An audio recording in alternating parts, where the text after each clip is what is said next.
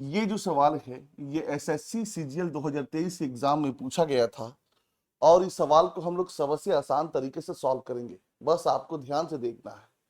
सवाल ये है, यदि ए बी का इतना परसेंट है तो ए का कितना प्रतिशत बी है। ये सवाल होने को तो कई तरीकों से सॉल्व हो सकता है, लेकिन ये मेरा दायित्व है कि हम आपको वही तरीका बताएं जो आपको जल्दी से समझ में आए और एक्चुअली में भी आसान हो, दिखने में भी आसान हो। ठीक है, तो ए और बी दो लोग हैं, ए और बी। ए जो है बी का 95% है, तो हम मान लेते हैं बी अगर 100 है, बी अगर 100 है तो 100 का 95% कितना होगा? 95 होगा। 100 का 95% कितना होगा? 95 होगा। और यही 95 ए है। कट रहा है तो काटिए, 5 से 19, ये 20। तो पूछा क्या है कि ए का कितना प्रतिशत बी है, तो ए कितना है? 19। 19 का कितना प्रतिशत बी है, तो हम मान लेते हैं 19 का x%। 19 का x% बी है, तो x% का मतलब क्या हुआ? x बटा 100 बराबर बी है। बी कितना है? 20 है। तो x का मान यहां से निकल जाएगा 2000 बटा 19 कितना हो जाएगा? 19 से कम 19, जीरो उतरा, फिर एक जीरो बैठा देंगे, 19 बचे 95, 105 से ही कुछ इसका आंसर आएगा।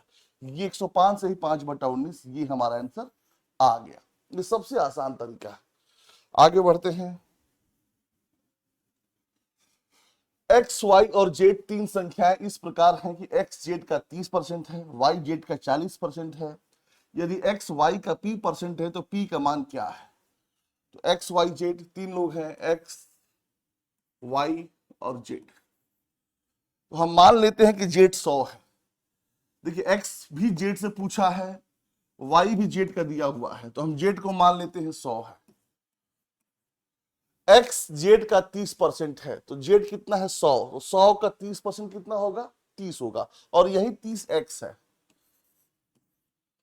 वाई जो है जेड का 40% है, तो 100 का 40% कितना होगा? 40 होगा, और यही 40 वाई है।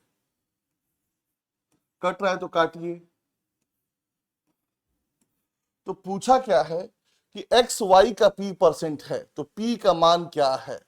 मतलब ये तीन जो है, 4 का पी परसेंट है। तो आपसे पूछा है कि एक्स जो है वाई का कितना परसेंट है, तो 4 का कितना परसेंट एक्स है, 4 का कितना परसेंट 3 है, तो 75 चौको कितना होता है? 300 होता है। 75 चौको 75 का टेबल बहुत इंपॉर्टेंट टेबल है पूरे अंक गणित में। 75 का टेबल अगर आपको याद हो तो इसका फायदा आपको दिखेगा प्रैक्टिकली। ठीक है, सो x जो है y का कितना परसेंट है, तो x का 3, y का, तो y का नीचे हो जाएगा। परसेंटेज बनाने के लिए 100 से मल्टीप्लाई करेंगे, 4 से काटेंगे 25, 25 3 75। ठीक है, मान लीजिए समझ में नहीं आया, ये आपको समझ में नहीं आया, कोई बात नहीं, कोई बात नहीं। तो p का कितना परसेंट है y का, तो 4 का p परसेंट, p परसेंट मतलब p बटा 100 बराबर क्या है? x है, क्योंकि यहां दिया हुआ कि x y का p परसेंट है, तो y का p परसेंट बराबर x है। तो 4 से काटेंगे 25, और x का मान कितना था? यहाँ 3 था, तो x का मान यहां बैठा देंगे हम, 3 हो जाएगा।